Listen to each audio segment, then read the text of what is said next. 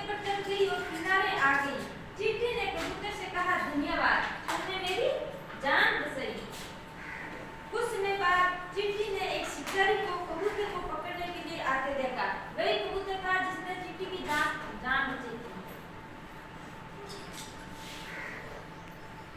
चींटी ने शिकारी के पैर पर काट लिया तो शिकारी का निशान छूट गया और कबूतर की जान बच गई।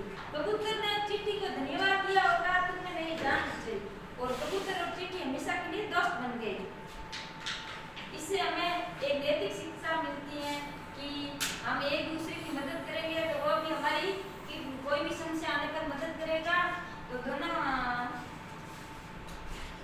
भले ही वह हमसे छोटे या कमजोर क्यों ना हो, लेकिन हमें हमेशा मदद करते रहना चाहिए किसी न किसी की।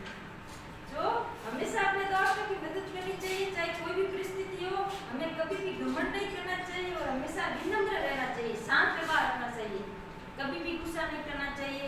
और हमें हमेशा दूसरों की मदद करनी चाहिए, भले ही वे हमसे छोटे या कमजोर क्यों ना हो। आपको समझ में आई? इससे क्या शिक्षा मिलती है हमें? अच्छा, हमेशा सहायता करनी दूसरों की, कोई भी समस्या आने पर किसी दूसरों को कोई तकलीफ नहीं देनी चाहिए, है ना?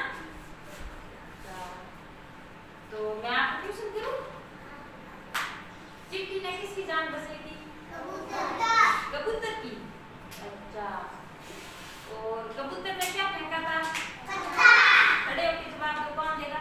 एक जना ही। हाँ, खुशी दे। Very good. और किन दोनों के बीच में दोस्ती हो गई थी, कौन बताएगा? चींटी और कबूतर। Very good.